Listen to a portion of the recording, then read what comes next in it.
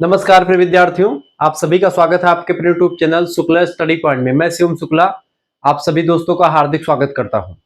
आज के वीडियो के माध्यम से हम लोग चर्चा करेंगे भूगोल के बारे में। अगर आप बीए के 5वें सेमेस्टर में हैं यानी 5th सेमेस्टर में हैं और आपका सब्जेक्ट है जियोग्राफी यानी कि भूगोल, तो आपको 2 पेपर अध्ययन करना पड़ता है 5वें सेमेस्टर में। ठीक है, एक विषय आपका छूट जाएगा, माइनर का पेपर होगा नहीं, लेकिन जो आपका पेपर होगा मेजर वाला, उसके एक सब्जेक्ट के 2 पेपर होंगे और 2 सब्जेक्ट आपको पढ़ने पड़ेंगे जो कॉम्बिनेशन होने चाहिए। बेसिकली नहीं भी है तब भी कोई दिक्कत नहीं है, लेकिन हाँ आगे चल करके बीएड वगैरह करने में दिक्कत हो सकती है। जैसे जियोग्राफी के साथ पॉलिटी होना जरूरी है या फिर हिस्ट्री होना या इकोनॉमिक्स, ये चारों में से कोई 2 कॉम्बिनेशन चल जाते हैं। हिंदी के साथ संस्कृत का कॉम्बिनेशन अच्छा माना जाता है। बहरहाल यहाँ पर हम चर्चा करेंगे जियोग्राफी के पेपर नंबर 1 के बारे में, जिसमें दोस्तों हम लोगों को पढ़ना होता है रीजनल ज्योग्राफी के बारे में। रीजनल ज्योग्राफी यानी कि हिंदी में बोलते हैं इसको प्रादेशिक भूगोल के बारे में। तो प्रादेशिक भूगोल के बारे में हम विस्तार से इस वीडियो के माध्यम से देखेंगे। बीए 5th सेमेस्टर ज्योग्राफी का पेपर 1 रीजनल ज्योग्राफी नाम है। इकाई संख्या 1 में कई सारे चैप्टर हैं, जिसमें से चैप्टर संख्या 1 यहाँ पर जरूर हमने लिख रखा है, लेकिन इकाई संख्या 1 के कई सारे चैप्टर्स को मैं आज ही के वीडियो के माध्यम से समाप्त करने की कोशिश करूंगा। यानी कि मेरा प्रयास यही रहेगा कि एक ही वीडियो के माध्यम से एक यूनिट को कंप्लीट किया जाए, ऐसे ही दूसरी वीडियो में दूसरे यूनिट को कंप्लीट किया जाए। ये मेरी पूरी कोशिश रहेगी। न्यू बैच है 27-28 के लिए, बात आप ध्यान रखेंगे। सरल भाषा में आपको समझाने का प्रयास रहेगा और सबसे इंपॉर्टेंट बात ये कि इस जो आपकी बार हैंड रिटन नोट्स तैयार किया गया, यानी हाथों से लेकर के आपके लिए बढ़िया नोट तैयार किया गया, सरल भाषा में बड़े जबरदस्त नोट्स आपके लिए हैं। और सबसे इंपॉर्टेंट बात यह है कि इसमें 20 ऑब्जेक्टिव क्वेश्चंस हर एक यूनिट के बाद में आपके लिए जो परीक्षा की दृष्टि से महत्वपूर्ण है उनको लगाए गए हैं और आंसर के साथ है। सब कुछ आपको बहुत ही बारीकी के साथ सरल भाषा में यहाँ पर बताऊंगा, मैं समझाऊंगा। यानी कि 8 इकाई होती है प्रत्येक सिलेबस में। तो सबसे पहले हम सिलेबस को देखेंगे कि आखिरकार आपको अलग अलग इकाइयों में क्या क्या पढ़ना है। तो सबसे पहले हम इसकी चीजों को समझते हैं, यानी कि हमको क्या क्या पढ़ना है। पाठ्यक्रम को देख लेंगे, फिर एक एक इकाई को हम समझते हुए आगे बढ़ेंगे। प्रश्न पत्र का नाम है प्रादेशिक भूगोल, बीए तृतीय वर्ष 5th सेमेस्टर, भूगोल का यह विषय जिसमें आपको दोस्तों पढ़ना होता है। यहाँ पर अगर देखा जाए तो इकाई संख्या 1 को कॉलेज वगैरह की अगर बात की जाए तो कॉलेज में 8 लेक्चर के माध्यम से समाप्त करते हैं। मैं एक लेक्चर के माध्यम से समझाने की पूरी कोशिश करूंगा। ठीक है, लाग लपेट की बातें नहीं होंगी, सरल भाषा में सही तरीके से बेहतर कंटेंट प्रोवाइड करवाऊंगा। ठीक है, प्रदेश की परिभाषा इसमें आपको पढ़ना है। एक लेक्चर विकास और क्षेत्रीय नियोजन के उद्देश्य, प्राचीन भारत में नियोजन पद्धतियां, ये छोटा सा आपको दिख रहा होगा, इसमें बहुत सारे चैप्टर्स हैं। कम से कम 7-8 लेक्चर कॉलेज वगैरह में आपको या 4-5 चैप्टर इसको आप बना करके पढ़ा सकते हैं। लेकिन मेरा उद्देश्य कई वीडियोस बना करके पैसे कमाना नहीं है दोस्तों। मेरा उद्देश्य है कि आप सटीक चीजों को जान पाए। मैं चाहूं तो इसी वीडियो को, इसी यूनिट को कम से कम 5 से 6 वीडियो में उसी समय बना करके मैं अपलोड कर दूं। ठीक है, धीरे धीरे इसको अपलोड करता रहूं, लेकिन मैं इकट्ठे अपलोड करता हूं ताकि आपको कोई दिक्कत ना हो। ठीक है, दूसरी तो आज हम पूरा यूनिट नंबर 1 में इन्हीं सभी चीजों के बारे में चर्चा, प्रदेश की परिभाषा को, प्रदेश का विकास कैसे हुआ, क्षेत्रीय नियोजन क्या होता है इसकी परिभाषा, क्षेत्रीय नियोजन का उद्देश्य, प्राचीन भारत में क्षेत्रीय नियोजन की जो तमाम प्रकार के मेथड्स रहे, पद्धतियां रही, उनके बारे में आपको पढ़ना। दूसरा इकाई है प्रदेश का विकास, जिसको आप उत्क्रांति कह सकते हैं। प्रदेश का प्राकृतिक क्षेत्र क्या है, कार्यात्मक क्षेत्र, योजनात्मक क्षेत्र, इन सभी के बारे में चर्चा करेंगे। ठीक है, इकाई नंबर 3 में दोस्तों क्षेत्रीय नियोजन के उद्देश्य को विस्तार से हम देखेंगे, ऑब्जेक्टिव्स को, हालांकि और थोड़ा विस्तार से इसमें चर्चा करेंगे। प्राचीन भारत में नियोजन पद्धतियां, क्षेत्रीय नियोजन की अवधारणा, क्षेत्रीय नियोजन के तत्व, सब कुछ इसमें बहुत सारी चीजें हैं और बहुत सारे सिद्धांतों के बारे में आपको पढ़ना है। यहाँ पर आपको कुछ कम लिख करके मैंने रखा है ताकि आपको घबराने की जरूरत नहीं, लेकिन इसमें चैप्टर्स बहुत सारे हैं। प्रदेश के प्रकार, समरूप, एक रूप प्रदेश का, कार्यात्मक प्रदेश, संकेतक, आर्थिक, सामाजिक और पर्यावरण संबंधी कुशलता। ठीक है, इसके अलावा आपका समतावाद, परिभाषा, घटक विकास के लिए स्थायित्व, भारत में क्षेत्रीय नियोजन की आवश्यकता, भारत में क्षेत्रीय नियोजन का विकास, पंचवर्षीय योजनाएं, क्षेत्रीय नियोजन, बहुस्तरीय क्षेत्रीय नियोजन भारत में। तो ये सब चीजें आपको पढ़नी होती है और भी चीजें हैं इसमें, लेकिन मैंने ज्यादा कुछ उसमें रखा नहीं है। ठीक है, अब जब मैं हर एक यूनिट को समझाऊंगा तो आपको अपने जो है सरल भाषा में आपको चीजों को बताने का प्रयास रहेगा। बीए तृतीय वर्ष पंचम सेमेस्टर की अगर बात किया तो इकाई संख्या 1 में दोस्तों प्रदेश की परिभाषा, विकास एवं क्षेत्रीय नियोजन के उद्देश्य तथा प्राचीन भारत में नियोजन पद्धतियों के बारे में आपको जानना है। अब आइए हम एक एक चीजों को बहुत ही बारीकी के साथ आपको बताने का प्रयास करते हैं। आपको दिखाई पड़ा होगा दोस्तों यहाँ पर प्रदेश, प्रदेश की अवधारणा एवं परिभाषा। देखिए प्रदेश का अर्थ क्या होता है, हेडिंग डालेंगे प्रदेश का अर्थ, क्या लिखेंगे कि भूगोल में प्रदेश से तात्पर्य पृथ्वी की सतह के किसी ऐसे भाग से है। प्रदेश क्या होता है, ये पृथ्वी है तो पृथ्वी का कोई भी भाग, जैसे ये आपका दक्षिणी अमेरिका महाद्वीप का चित्र आपको दिखाई पड़ा होगा, तो ये इसका कोई भी छोटा सा इलाका प्रदेश हो सकता है, ये प्रदेश हो सकता है, ये प्रदेश हो सकता है, ये प्रदेश, कोई भी इलाका प्रदेश हो सकता है आपका, ठीक है। तो पृथ्वी की सतह के किसी ऐसे भाग से तात्पर्य है प्रदेश का जिसमें किसी एक या एक से अधिक लक्षण, जैसे कि प्राकृतिक चीजें तो समानता दिखाती हो, या फिर आर्थिक चीजों में समानता हो, या फिर सामाजिकता में जो है सामाजिक चीजों में समानता हो, सांस्कृतिक या मानवीय, इनमें से किसी लक्षणों की समानता पाई जाती हो, ऐसे पूरे इलाके को मान लेते हैं। ये पूरा इलाका जिसकी प्राकृतिक स्थिति पहाड़ों जैसी है तो ये पहाड़ी प्रदेश कहा जाएगा। एक इलाका जिसकी स्थिति मैदानी भागों में है तो उसकी प्राकृतिक भाग क्या है, मैदान है, तो ये मैदानी प्रदेश कहा जा सकता है, ठीक है। और ये पहाड़ी प्रदेश कहा जाएगा जो कि इसमें पहाड़ है। ये एक प्राकृतिक विशेषता है, एक भौगोलिक विशेषता, इसके आधार पर हम प्रदेश को बांट सकते हैं। तो दोस्तों प्रदेश जो होता है पृथ्वी की सतह का ऐसा भाग होता है जिसमें कोई ना कोई लक्षण समान मिलता है, चाहे वो प्राकृतिक लक्षण हो चाहे वो आर्थिक लक्षण हो। जैसे कहीं पर मछली उत्पादन ज्यादा होता है तो कहीं पर चावल की खेती ज्यादा होती है, पश्चिम बंगाल में, पंजाब में वहीं पर धान की खेती अच्छी होती है, गेहूं की खेती अच्छी होती है। सामाजिकता में जैसे मान लेते हैं पंजाब का कपड़ा अलग होता है, मराठी लोगों का कपड़ा अलग होता है, ठीक है, गुजराती अलग पहनते हैं और उत्तर प्रदेश के लोग अलग पहनते हैं, तो वो भी एक प्रदेश में हो जाता है इसे, ठीक है। सांस्कृतिक तौर पर, मानवीय तौर पर सब अलग अलग थलग, जैसे आप देखते हैं तमिलनाडु की प्रजाति विविधता भी अलग अलग है, तो अलग अलग प्रदेश चीजें होती है, यानी किसी न किसी चीज में वहां के लोगों में समानता पाई जाती है, वहां के इलाकों में समानता पाई जाती है, और वह भाग दोस्तों अन्य भागों से अलग होता है या भिन्न पहचान रखता है। ऐसे इलाके को पृथ्वी की सतह के प्रदेश कहते हैं उसको। मेरे हिसाब से यह अर्थ आपको बहुत ही जबरदस्त लगा होगा दोस्तों। ऐसे ही प्रदेश की संकल्पना, प्रदेश की परिभाषा, सब कुछ आपको ऐसे ही नोट्स के साथ मैं आपको तैयार करवाऊंगा, कहीं पर आपको भटकने की जरूरत नहीं है। अब यहाँ पर एक चीज मैं आपसे कहूंगा कि अगर आपको हमारे साथ जुड़ना है तो आप जुड़ सकते हैं। पूरे सभी यूनिट के पीडीएफ नोट्स आपको मिलेंगे, यूनिट नंबर 1 से लेकर के यूनिट नंबर 8 तक आपको पेपर 1 पेपर 2 सभी के नोट्स मिलेंगे। आप एसएमएस कर दीजिएगा 9984099139, इस नंबर पर आप व्हाट्सएप पर एसएमएस कर दीजिएगा दोस्तों। क्या एसएमएस करेंगे, आपको इस नंबर पर अपना नाम एसएमएस कर देना है, ठीक है, अपने यूनिवर्सिटी का नाम एसएमएस कर देना है, अपने सब्जेक्ट के नेम और आप किस सेमेस्टर में अपने सेमेस्टर का नाम लिख करके भेज दीजिएगा दोस्तों। 5th सेमेस्टर की फीस दोस्तों 100 रुपए रखी गई है, और अगर 5th एंड 6th एक सेमेस्टर एक साथ फीस जमा करते हैं, यानी पूरा बीए आपका 6 सेमेस्टर तक कंप्लीट, एक साल तक की फीस केवल 150 रुपए फीस है, यानी कि 2 सेमेस्टर का एक साथ फीस जमा करेंगे तो केवल 150 रुपए में आपका 2 सेमेस्टर हो जाएगा, और केवल 100 रुपए में आपका 5th सेमेस्टर, यानी एक सेमेस्टर की फीस 100 रुपए है। अब यहाँ पर 2 सेमेस्टर एक साल लेने का फायदा ये होगा कि 50 रुपए आपके यहाँ पर कम लगेंगे, क्योंकि जब आप 5th सेमेस्टर पढ़ लेंगे तो 6th का सेमेस्टर का फिर आप कहेंगे तो फिर आपका 100 रुपए फीस लगेगा, तो वह 100 रुपए नहीं लगता है जब आप 150 इकट्ठा जमा कर देते, तो आपके लिए 150 में 2 सेमेस्टर हो जाते हैं। इसमें कैसे फीस जमा करें, जैसे आप एसएमएस करेंगे व्हाट्सएप पर, आपके पास एक क्यूआर कोड स्कैनर भेजा जाएगा, उसी पर आपको मात्र 150 रुपए फीस जमा कर देनी दोनों सेमेस्टर के लिए, और केवल एक सेमेस्टर के लिए 100 रुपए, यानी 5th सेमेस्टर के लिए 100 रुपए फीस आपको जमा कर देनी है, ठीक है। 5th एंड 6th के लिए दोस्तों 150 रुपए, और केवल 5th सेमेस्टर के लिए 100 रुपए फीस जमा कर देने हैं।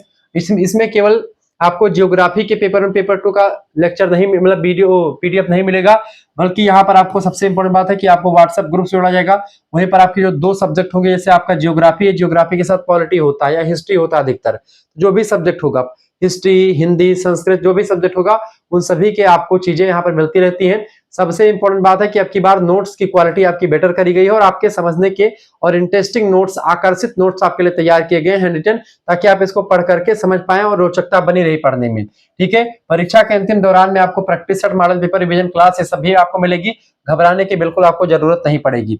अब यहाँ पर एक चीज क्या है, जैसे आप फीस जमा करेंगे व्हाट्सएप ग्रुप छोड़ा जाएगा, वहीं पर आपको लाइव क्लास की लिंक भी मिलती रहेगी, वैसे वीडियो लेक्चर्स आपको यूट्यूब पर भी मिल जाएगा, आप ढूंढ करके पढ़ लेंगे, हमारे चैनल से मिल जाएगा। लेकिन दोस्तों अगर पीडीएफ नोट्स लेना सभी यूनिट का पूरा सीरियल से, तो आप हमारे साथ जुड़ेंगे व्हाट्सएप से, तभी आपको मिलेगा। ठीक है, अब यहाँ पर सभी सब्जेक्ट का आपको मिल जाएगा, ये बात तो क्लियर हो गई है। तो ये चीज आपको जुड़नी क्यों चाहिए हमसे, जैसे एक सब्जेक्ट का आप सीरीज खरीदेंगे मार्केट से।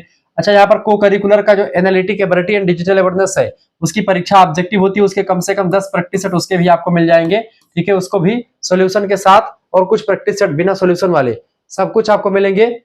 आपको कहीं से कुछ पढ़ने की जरूरत नहीं पड़ेगी। ठीक है, अब यहाँ पर दोस्तों करना क्या है, यहाँ पर आपको फीस जमा कर देनी है। फीस आप खुद भी जमा कर सकते हैं, किसी दूसरे से भी आप जमा करवा सकते हैं।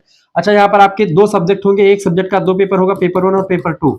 2 पेपर एक सब्जेक्ट के आपके हो जाएंगे, और दूसरे सब्जेक्ट के भी आपके 2 पेपर हो जाएंगे। ठीक है, तो कितने पेपर ये हो गए इनके तैयारी, यानी 4 पेपर, यानी 4 पेपर आपके ये हो गए मेजर सब्जेक्ट के, और एक पेपर आपका होता है को करिकुलर का, जिसकी परीक्षा हमेशा ऑब्जेक्टिव होती है, एमसीक्यूज टाइप की। ठीक है, रीजनिंग और कंप्यूटर से रिलेटेड प्रश्न हो गए, बहुत कठिन चीजें आती हैं, आपकी बार कठिनता आपको ज्यादा है। तो अंतिम जो है भैया सेमेस्टर है, तो इसमें आप जुड़ जाइए। पैसा मत देखिए कितना लग रहा है, मात्र 150 रुपए, इतना कम फीस रखा गया है। एक सेमेस्टर की फीस केवल 100 रुपए रखी गई, 2 सेमेस्टर के लिए 150 रुपए फीस रखी गई है। तो आपके लिए बड़ा फायदेमंद है, आप जुड़ेंगे तो पूरा पढ़ते रहेंगे। तो यहाँ पर आपका 5 पेपर की पूरी तैयारी आपको मिल जाती है, मात्र और मात्र जो है 100 रुपए फीस में। अब मैं क्यों कह रहा हूं जुड़ने के लिए, क्योंकि एक सब्जेक्ट का सीरीज लेंगे मार्केट से तो 60 रुपए का मिलता है, तो 5 सब्जेक्ट की सीरीज कितने की हो जाएगी, 6 30, 300 रुपए की दोस्तों आप क्या करेंगे, मार्केट से सीरीज लेते हैं, ये 300 रुपए आपके खर्च होने से बच जाते हैं। आपको किताब या सीरीज लेने की कोई जरूरत नहीं पड़ेगी। प्रादेशिक भूगोल आपका है, आप यही पढ़िए, आराम से आपका पेपर निकल जाएगा। ठीक है, कोई दिक्कत की बात नहीं, सब कुछ आपको यहाँ पर मिलता रहेगा। अब एक चीज है, अगर आप देखते हैं यही चीज अगर आप 2 सेमेस्टर का इकट्ठा फीस जमा करेंगे तो 150 रुपए में हो जाएगा, और वही चीज आपको 600 रुपए खर्च करते हैं सीरीज खरीदने के लिए दोनों सेमेस्टर के लिए, ये आपके लिए फायदेमंद रहेगा। तुरंत जुड़िए, देर मत कीजिए, मेरे हिसाब से आपके लिए सबसे बेटर यही है।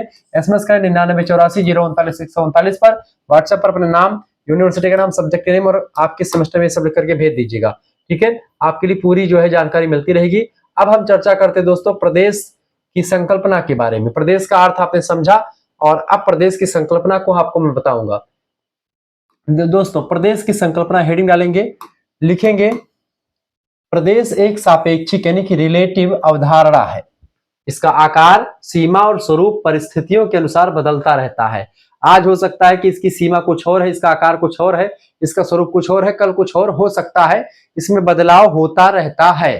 ठीक है, ये बात आप ध्यान रखिएगा। इसमें क्या होता है दोस्तों, इसमें बदलाव होता रहता है। तो दोस्तों आपको यहाँ पर प्रदेश के बारे में हमने समझ लिया। ठीक है, तो प्रदेश एक क्या है, सापेक्षिक अवधारणा है। इसका आकार, सीमा और स्वरूप परिस्थितियों यानी सिचुएशन के अनुसार क्या होता है, चेंज होता रहता है, बदलता रहता है। ठीक है, यह समानता और भिन्नता दोनों के आधार पर निर्धारित किया जाता है, क्या, प्रदेश की संकल्पना को। अब विद्वानों ने, अलग अलग विद्वानों ने प्रदेश की परिभाषा को अलग अलग तरीके से परिभाषित किया हुआ है। यहाँ पर मैंने 3 विद्वानों की परिभाषा को बहुत ही बारीकी के साथ लिखने का प्रयास किया है। इन परिभाषाओं को आप नोट डाउन कर सकते हैं। रिचर्ड हॉटसन इनका पूरा नाम है। भाई साहब कहते हैं ये कि प्रदेश पृथ्वी की सतह का वह भाग होता है, क्या होता है, पृथ्वी की सतह का वह भाग होता है प्रदेश, जिसमें किसी विशेष गुण या लक्षण की एक रूपता क्या होती है, किसी प्रदेश पृथ्वी की सतह का वह भाग है जिसमें किसी विशेष गुण या लक्षण की एक रूपता पाई जाती है। ठीक है, यानी कि कोई विशेष गुण होता है उस इलाके का पूरा, या कोई ऐसा लक्षण होता है जिसमें एक रूपता होती है, वैसा दूसरे बगल वाले या उससे बगल वाले इलाके में नहीं पाई जाती है।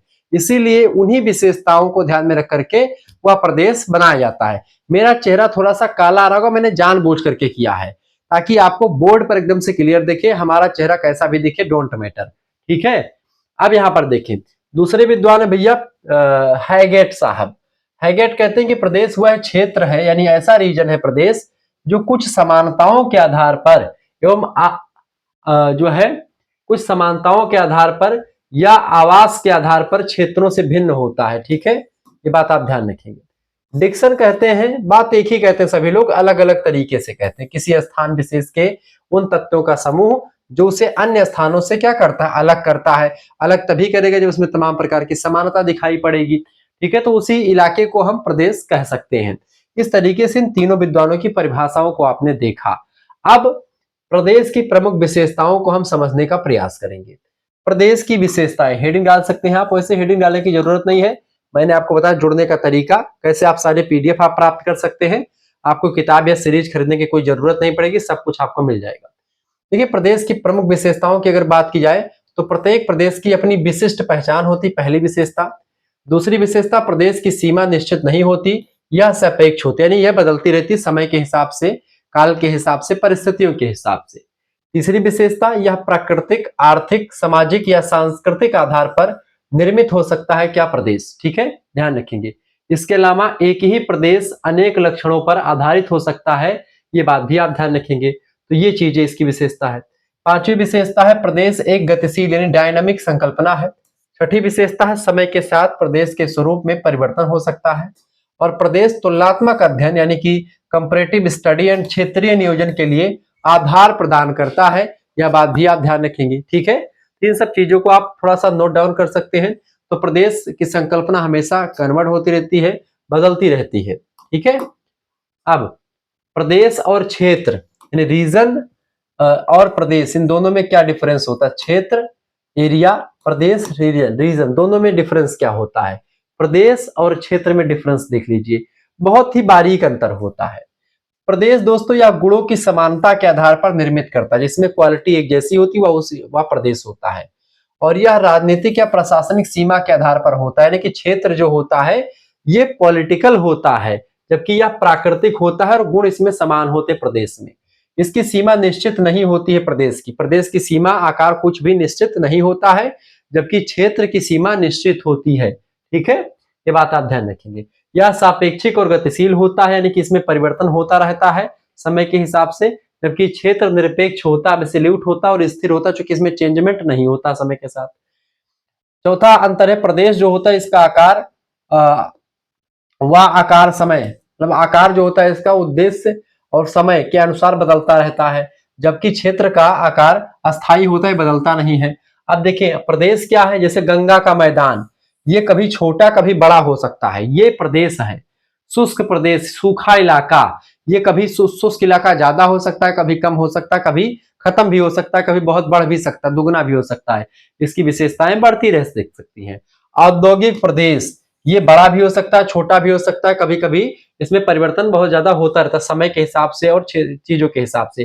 तो गंगा का मैदान, शुष्क प्रदेश, औद्योगिक प्रदेश, ये सब प्रदेश कहे जाते हैं, इनको रीजन कहा जाता है। और इसी प्रदेश के बारे में आपको पढ़ना है इस सिलेबस में पूरा, ठीक है। क्षेत्र जो होता है दोस्तों, उसमें जैसे उत्तर प्रदेश ये क्षेत्र है, जरूर प्रदेश पीछे लगा हुआ है, वो प्रदेश है। भारत देश अपना, ये भी एक क्षेत्र में आएगा। एशिया महाद्वीप, ये भी एक क्षेत्र में आएगा दोस्तों। और इसकी सीमा, क्षेत्र की सीमा निश्चित होती है, एरिया निश्चित होती है, जबकि रीजन नहीं निश्चित होता, क्योंकि ये गुण के हिसाब से होता है, विशेषताओं के हिसाब से होता है, विशेषताएं बढ़ती जाती हैं, इसका आकार भी बढ़ सकता है। क्लियर, ये बात आप ध्यान रखेंगे। हमारा दूसरा चैनल है को करिकुलर मास्टर, यहाँ पर आपको को करिकुलर की जो परीक्षाएं होती है, जैसे एनालिटिक एबिलिटी, डिजिटल अवेयरनेस, उसकी तैयारी बेहतर ढंग से करवाई जाती है। शुक्ला स्टडी पॉइंट पर आप यह वीडियो देख ही पा रहे होंगे, बीए करेकर भी आप ही का चैनल है, इन तीनों चैनल को आप सब्सक्राइब कर लीजिएगा। अब हम चर्चा करते हैं प्रदेश की विकास और विकास की अवधारणा क्या है। तो आपने प्रदेश की परिभाषा को देखा, प्रदेश की विशेषताओं को देखा, प्रदेश और क्षेत्र के बीच में जो बारीक अंतर होता है वो क्या होता है, और उसका उदाहरण के सहित मैंने आपको समझाया। अब प्रदेश का विकास और विकास की अवधारणा को समझते, प्रमुख विचार। देखिए, प्रदेश की अवधारणा समय के साथ साथ विकसित हुई है। प्रारंभ में इसे प्राकृतिक विशेषताओं के आधार पर समझा गया प्रदेश को, बाद में मानव एवं आर्थिक क्रियाओं तथा कार्यात्मक दृष्टिकोण के आधार पर प्रदेश का विकास हो, जैसे औद्योगिक प्रदेश, गंगा का मैदान, या जो मैंने उदाहरण आपको बताया। दोस्तों, प्रदेश की अवधारणा का ऐतिहासिक विकास अगर हमको देखना है तो इस चार्ट के माध्यम से आप देख सकते हैं। सबसे पहले हम समझते हैं प्राचीन काल में प्रदेश कैसा रहा होगा। प्राचीन काल में जब हम जाते हैं तो प्राकृतिक विशेषताएं जो समय थी, जैसे पर्वत, नदियां, जलवायु और मृदा, इसके आधार पर प्रदेश डिसाइड होते थे। जैसे पर्वतीय इलाकों को पर्वतीय प्रदेश, नदी का इलाका नदिया दोआब का क्षेत्र ऐसे बोलते थे, ठीक है। जलवायु, मृदा का इलाका, काली मिट्टी का क्षेत्र, जलवायु की कहाँ की गर्म है कहाँ की ठंडी, इसके आधार पर प्रदेश डिसाइड हो सकते थे। तो इसके आधार पर प्रदेश की धारणा विकसित हुई, किसके आधार पर? पर्वत, नदी, जलवायु और मिट्टी के आधार पर। फिर आता दोस्तों मध्यकाल का समय। मध्यकाल में क्या है, सीमित जानकारी तथा वर्णनात्मक भूगोल के कारण से प्रदेश की धारणा अत्यधिक विकसित यहाँ पर मध्यकाल में नहीं हो पाई थी। ठीक है, यानी मध्यकाल प्रदेश की विकास की अवधारणा में उतना सफल नहीं रहा, लेकिन प्राचीन काल में था। फिर आता है आधुनिक काल, 18वीं शताब्दी से 19वीं शताब्दी का समय काल, 1700 के से लेकर के 1800 का समय काल। क्षेत्र की भौगोलिक विशेषताओं के वैज्ञानिक अध्ययन के साथ प्रदेश की स्पष्ट अवधारणा उभर करके सामने इस समय आती है 1700 के बाद से। ठीक है, और फिर अब का समय आता है वर्तमान समय, समकालीन काल। 20वीं शताब्दी के बाद क्या हुआ कि मानव आर्थिक, सामाजिक, राजनीतिक, कार्यात्मक और योजनात्मक दृष्टिकोण से प्रदेश की अवधारणा का विस्तृत विकास हुआ है। और प्रदेश की अवधारणा जो आज हम पढ़ते हैं वो यही समकालीन वाली पढ़ते हैं, जिसमें मानव, आर्थिक, सामाजिक, यानी कहाँ का मानव कैसा है, कहाँ का मानव किस तरीके का व्यापार करता है, समाज वहां का कैसा है, राजनीति कैसी चल रही, कार्यात्मक चीजें क्या है, योजनात्मक दृष्टिकोण, तो इन सभी को आधार बना करके प्रदेश को बांटा जाता है। तो इस तरीके से ऐतिहासिक अवधारणा जो इसकी विकसित हुई इस तरीके से हुई। प्राकृतिक आधार से मानव व कार्यात्मक आधार तक विकास जो कैसे हुआ, इसको थोड़ा सा पॉइंट्स के माध्यम से समझते हैं। देखिए, प्रारंभ में प्रदेश निर्धारण प्राकृतिक तत्वों जैसे कि स्थलाकृति, जलवायु, मृदा, वनस्पति के पर आधारित, जैसे पहाड़ी इलाका, मैदानी इलाका, झील वाला इलाका, नदी वाला इलाका, तटीय इलाका, ऐसे। बाद में मानव की क्रियाओं, आबादी, कृषि, उद्योग, परिवहन, व्यापार आदि को महत्व मिला इसके जो है आधार को बांटने के लिए। फिर कार्यात्मक दृष्टिकोण विकसित हुआ, जिसमें आपसी संबंध, प्रवाह, क्रियाओं का एकीकरण तथा क्षेत्रीय एकता पर बल मिला। फिर इसके बाद में वर्तमान में नियोजन, विकास और प्रादेशिक असमानताओं के समाधान हेतु प्रदेश की अवधारणा को व्यापक रूप में अपनाया गया और इस तरीके से आधुनिक समाज में चीजें हमारे समक्ष आई। अब प्रमुख भूगोलवेत्ताओं का योगदान जो रहा इसमें विकास में, इसको समझते हैं थोड़ा सा। जैसे रिचर्ड हॉटसन की अगर बात की जाए, 1899 से 1992 का समयकाल इनका रहा है। जन्म हुआ 1899 में, मृत्यु 1992 में। ठीक है, तो प्रदेश को भौगोलिक विज्ञान का आधार माना इन्होंने और क्षेत्र की एकता यानी एरियल यूनिटी पर बल दिया। किसने? रिचर्ड हॉटसन ने। दूसरे विद्वान है पीटर हैगेट, 1933 से समयकाल इनका रहा है। 1933 क्षेत्रीय विश्लेषण किया इन्होंने, संगणनीय पद्धतियों के द्वारा प्रदेश के अध्ययन को विकसित किया पीटर हैगेट साहब ने। फिर आते तीसरे विद्वान रीटर, एच.जे. रीटर, 1900 से 1967 का समयकाल इनका है। प्रादेशिक अध्ययन में समेकन और मानचित्रण की भूमिका पर इन्होंने बल दिया। इसके अलावा फ्रेड सेफर नाम के विद्वान का 1911 से 1991 का समयकाल। इन्होंने लैंडस्केप यानी परिदृश्य, भौगोलिक परिदृश्य या प्रादेशिक परिदृश्य और क्षेत्रीय संगठन पर काम किया और इस तरीके से इन लोगों का योगदान रहा प्रादेशिक भूगोल के विकास में या प्रदेश के विकास में। प्रदेश की अवधारणा समय, स्थान और मानव की आवश्यकताओं के साथ बदलती रहती है। प्राकृतिक प्रदेश, फिर मानव प्रदेश में बना, फिर कार्यात्मक प्रदेश के हिसाब से इसको बंटवारा हुआ और आजकल नियोजन प्रदेश के आधार पर इसका बंटवारा हो रहा है। आधुनिक दृष्टिकोण नियोजन प्रदेश के हिसाब से ही रहता है। ठीक है, आज के समय प्रदेश का अध्ययन सतत विकास यानी सस्टेनेबल डेवलपमेंट और क्षेत्रीय नियोजन के लिए अत्यंत आवश्यक है। सतत विकास क्या होता है? यानी कि सतत विकास का मतलब ऐसा विकास जो पर्यावरण को ध्यान में रख करके किया जाए, ऐसा संसाधनों का दोहन जिससे पर्यावरण को क्षति ना हो, पर्यावरण को नुकसान ना पहुंचे, उसी को बोलते हैं सतत विकास। क्षेत्रीय नियोजन मतलब कि जो रीजनल प्लानिंग होती है, किसी भी प्रदेश को किस तरीके से व्यवस्थित किया जाए, इसके पीछे के लॉजिक, इसके पीछे के प्लान को रीजनल प्लानिंग कहते हैं। प्रदेश की अवधारणा स्थिर नहीं होती दोस्तों, बल्कि डायनेमिक होती, गतिशील होती है। इन चीजों को भी आप याद रख सकते हैं। इस तरीके से आपने इन चीजों को समझा। अब हम दोस्तों क्षेत्रीय नियोजन के बारे में समझेंगे। आखिरकार क्षेत्रीय नियोजन है क्या, क्षेत्रीय नियोजन किसे कहते हैं, अब इस चीज पर हम फोकस करेंगे। हेडिंग डालेंगे तीसरा, क्षेत्रीय नियोजन का अर्थ और परिभाषा। दोस्तों क्षेत्रीय नियोजन किसे कहते हैं?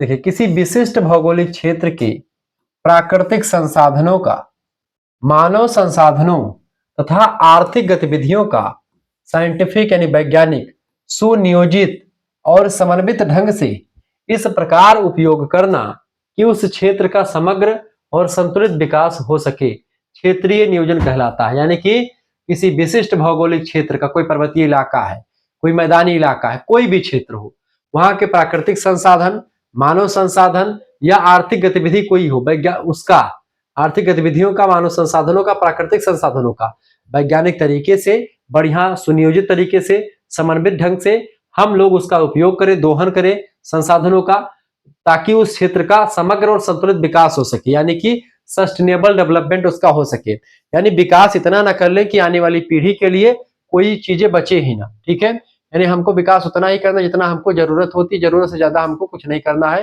ये चीजें यहाँ पर आपको समझ में आनी चाहिए। क्लियर, ये बात आप ध्यान रखेंगे तो संतुलित विकास हो सके। क्षेत्रीय नियोजन उसी को कहा जाता है। क्लियर, ये बात आप ध्यान रखेंगे। अब प्रमुख विद्वानों के अनुसार परिभाषाओं को समझते हैं क्षेत्रीय नियोजन की। पहले विद्वान है रिचर्ड हॉटसन से, बड़ा काम किया इन्होंने प्रादेशिक भूगोल को लेकर के। इनकी परिभाषा इन्होंने कहा कि क्षेत्रीय नियोजन, अंग्रेजी में रीजनल प्लानिंग कहा जाता है इसको। क्षेत्रीय नियोजन क्या होता है? किसी प्रदेश यानी कोई रीजन है, उस रीजन का, उस प्रदेश का जो प्राकृतिक और मानवीय विशेषताएं होती हैं, तो प्राकृतिक एवं मानवीय विशेषताओं के अध्ययन तथा उनके सर्वोत्तम उपयोग के लिए योजनाओं का निर्माण है। क्या होता है दोस्तों? क्षेत्रीय नियोजन किसी प्रदेश की प्राकृतिक एवं मानवीय विशेषताओं के अध्ययन तथा उनके सर्वोत्तम उपयोग के लिए योजनाओं का निर्माण होता है।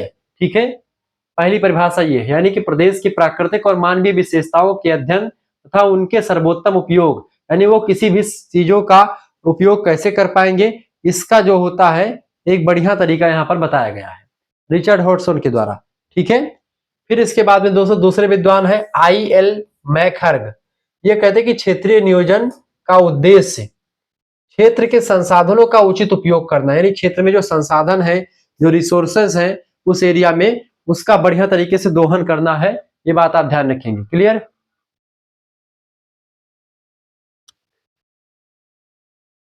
तो I.L. मैकहर्ग क्या कहते हैं दोस्तों? I.L. मैकहर्ग साहब कहते हैं कि क्षेत्रीय नियोजन का उद्देश्य क्षेत्र के संसाधनों का उचित उपयोग, पर्यावरण का संरक्षण यानी कि जो इन्वायरमेंट का कंजर्वेशन है यानी उसका संरक्षित किया जाए, और मानव कल्याण के लिए समन्वित विकास सुनिश्चित करना। यानी कि किसी भी एरिया का विकास करना है तो विकास के साथ साथ इस बात का ध्यान रखा जाए कि सतत विकास किया जाए, यानी सस्टेनेबल डेवलपमेंट। जैसे कोयले का उपयोग इतना अधिक ना कर लो जिससे आने वाली नस्लें, आने वाली जो पीढ़ियां हमारी हो कोयले के लिए तरस जाए, यानी भविष्य की पीढ़ी को ध्यान में रख करके रिसोर्स का यानी कि संसाधनों का दोहन किया जाए जिससे पर्यावरण को नुकसान भी ना पहुंचे और हमारा उपयोग भी हो जाए, सांप भी मर जाए और लाठी भी ना टूटे। ऐसा विकास जिससे हम अपना भी काम हो जाए और आने वाली पीढ़ी के लिए भी रिसोर्स बचा रह जाए, ये होता है दोस्तों सतत विकास। तो इसी को समन्वित विकास कहते हैं। इसी को ध्यान में रख करके नियोजन यानी प्लान बनाया जाता है क्षेत्र को बसाने का। इसी को यानी किसी भी रीजन में क्या क्या चीजें होनी चाहिए जिससे समाज या वह क्षेत्र अच्छा तरीके से वह प्रदेश आगे बढ़े, तो उसके लिए समन्वित विकास जरूरी है। तो भाई साहब कहते हैं मैकहर्ग साहब कि क्षेत्रीय नियोजन, रीजनिंग प्लानिंग का उद्देश्य क्षेत्र के संसाधनों का उचित उपयोग, पर्यावरण संरक्षण तथा मानव कल्याण के लिए समन्वित विकास सुनिश्चित करना होता है। ये बात आप ध्यान रखिए। तीसरे विद्वान है F. शेफर। कहते हैं कि क्षेत्रीय नियोजन एक गतिशील प्रक्रिया है। क्या? एक डायनेमिक प्रोसेस है। क्या? क्षेत्रीय नियोजन ये समय के हिसाब से, परिस्थिति के हिसाब से, सिचुएशन के हिसाब से अलग अलग मैदानों में, पर्वतीय इलाकों में, सब में अलग अलग होता है और अलग अलग समय में अलग अलग होता है। आज प्लान कुछ और है, हो सकता है 10 साल बाद में उसी क्षेत्र के विस्तार के लिए, उसी क्षेत्र के विकास के लिए प्लान आपका कुछ और हो सकता है। ठीक है, तो क्षेत्रीय नियोजन एक गतिशील प्रक्रिया है जिसके द्वारा किसी क्षेत्र की आर्थिक यानी कि इकोनॉमिक, सामाजिक यानी सोशल एंड पर्यावरणीय आवश्यकता यानी कि इन्वायरमेंटल आवश्यकताओं की पूर्ति की जाती है। आर्थिक, सामाजिक और पर्यावरणीय आवश्यकताओं की पूर्ति की जाती है किसके द्वारा? एक गतिशील प्रक्रिया के द्वारा, जिसको कहते हैं क्षेत्रीय नियोजन। भाई साहब कहते हैं F. शेफर। इस तरीके से इन तीन विद्वानों की परिभाषा आपने समझ ली। अब क्षेत्रीय नियोजन की क्या आवश्यकता है, क्यों जरूरत पड़ी हमको क्षेत्रीय नियोजन की, इसको समझते हैं। क्षेत्र को प्लान यानी किसी भी चीज को करने के लिए एक प्लान की जरूरत होती है। बिना प्लान के अगर आप कुछ करते हैं या तो फिर आप मूर्ख हैं या आप अनभिज्ञ हैं। आप अगर किसी भी चीज को करें एक प्लान के तहत करें, एक योजना बना करके करें।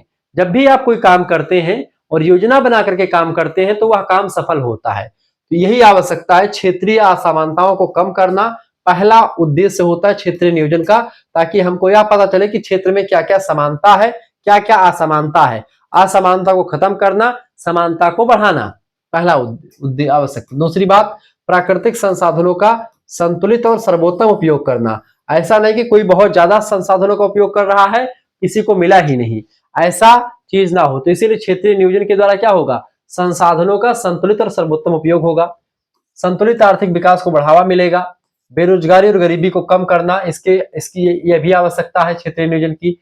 इससे क्या होगा, बेरोजगारी गरीबी कम होगी।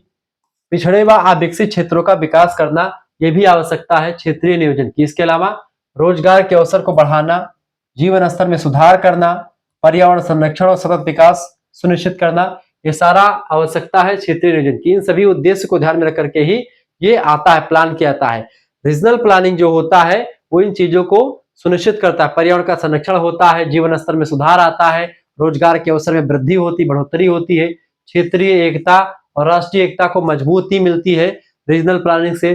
जनसंख्या का दबाव जो होता है, कहीं पर कहीं कहीं बहुत ज्यादा हो जाता है, कहीं पर बहुत कम होता है, तो उस चीज को मैनेज करना जो है उसको संतुलित करना, ताकि विकास सभी का बराबर हो, ठीक है, सभी का अच्छे से हो, किसी का ज्यादा किसी का कम ना हो। नियोजन की प्रमुख विशेषताओं की अगर बात करें दोस्तों, तो क्षेत्रीय नियोजन की कई विशेषताएं हैं, हेडिंग डालेंगे क्षेत्रीय नियोजन की विशेषता। पहली विशेषता, यह वैज्ञानिक और तर्कसंगत और व्यवस्थित प्रक्रिया होती है। क्षेत्रीय नियोजन ये वैज्ञानिक ढंग से, तर्कसंगत तरीके से और व्यवस्थित यानी सिस्टमेटिक प्रक्रिया है, जो एक सिस्टम से चलती है और अच्छी प्रक्रिया है। यह एक निश्चित भौगोलिक क्षेत्र पर आधारित होती है, क्या, नियोजन, ठीक है।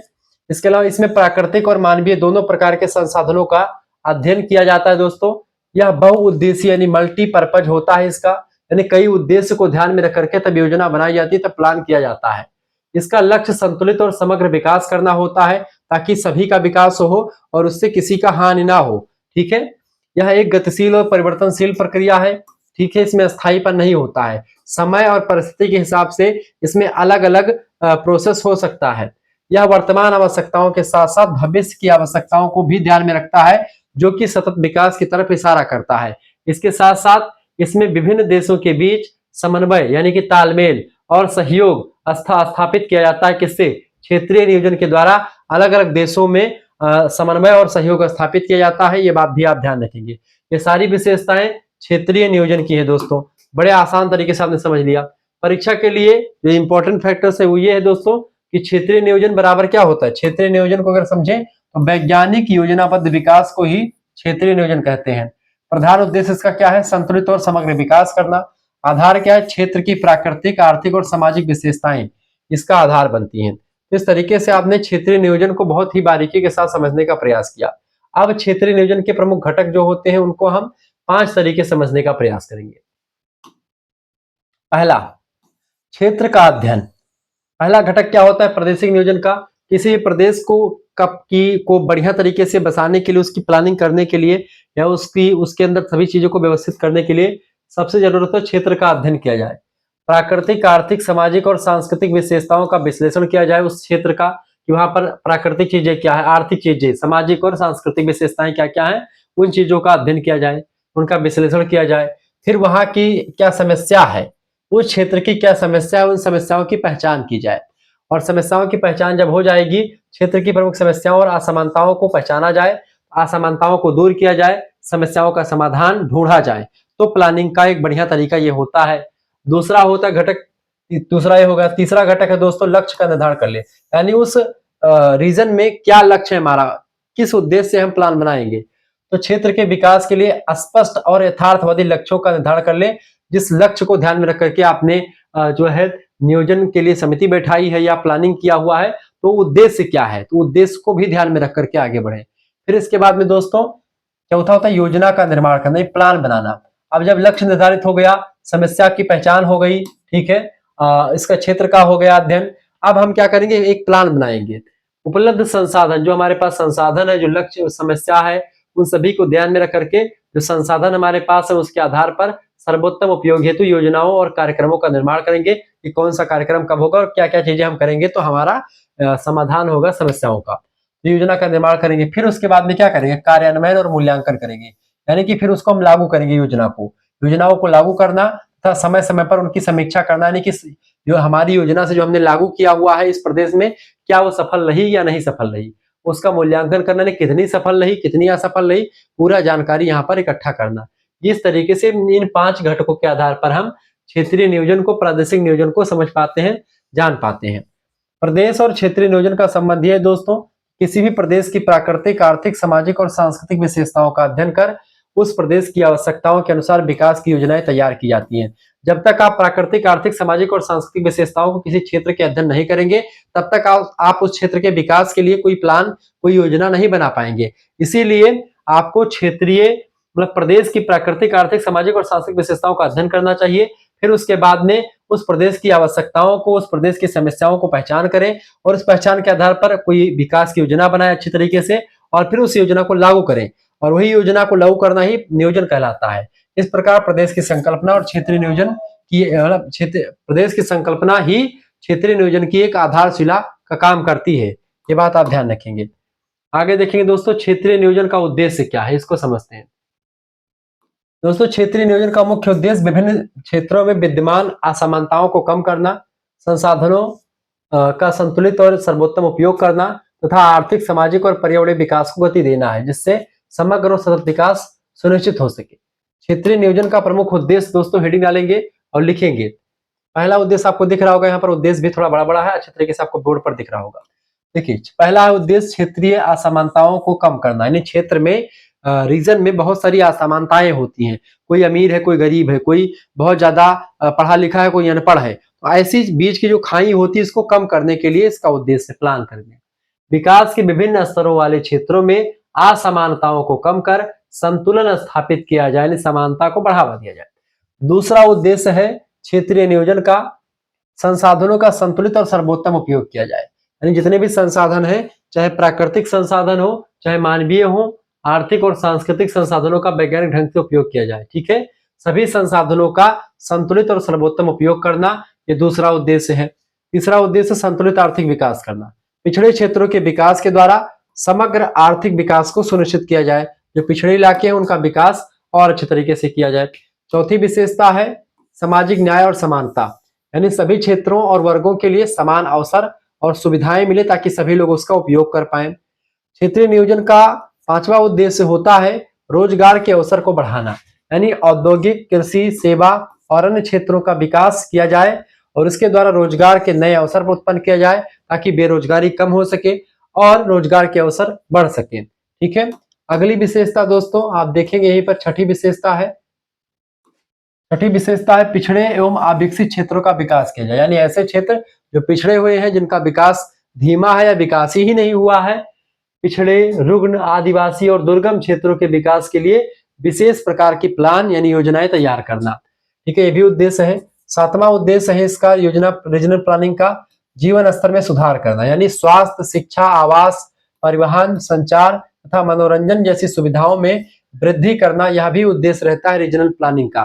ठीक है, आठवां उद्देश्य पर्यावरण संरक्षण एवं सतत विकास, यानी प्राकृतिक संसाधनों के संरक्षण, प्रदूषण नियंत्रण तथा सतत विकास को बढ़ावा देना, यह भी एक प्रकार से इसका उद्देश्य रहा है।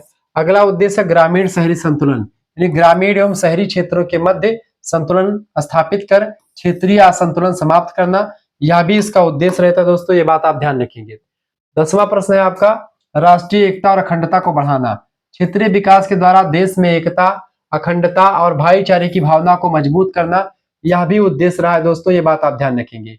इस तरीके से आपने इन चीजों को देखा, ये सारे उद्देश्य 10 उद्देश्य आप ध्यान से देख लीजिएगा। प्रश्न आपसे पूछेगा क्षेत्रीय नियोजन किसे कहते हैं और उसका उद्देश्य बताइए। ये प्रश्न आपका दीर्घ उत्तरीय में बन सकता है, बात आप ध्यान रखेंगे। तो ये आप इस तरीके से आप उद्देश्य को बता सकते हैं। अब अगला है आपका क्षेत्रीय नियोजन की आवश्यकता के सार को आप समझ लीजिए थोड़ा सा। मैंने आपको बता भी रखा था लेकिन फिर से, भारत में संसाधनों का असमान वितरण है, इसीलिए जो है योजना बना करके इस वितरण को समान किया जाए। दूसरा, कुछ क्षेत्र विकसित हैं जबकि कुछ क्षेत्रों का विकास बहुत धीमा हुआ है, इसीलिए जो है क्षेत्रीय नियोजन की आवश्यकता है।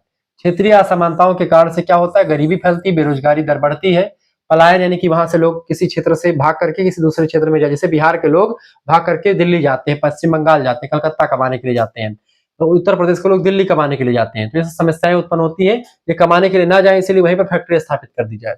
इन असमानताओं को दूर करने के लिए नियोजित विकास अनिवार्य होता है, एक प्लान करके सिस्टम के, जैसे नोएडा या फिर कानपुर में आप देखते हैं इलाके में बढ़िया तरीके से नौकरी होनी शुरू हो चुकी है। क्षेत्रीय नियोजन से संसाधनों का समुचित उपयोग, समय की बचत और धन की बचत भी होती है।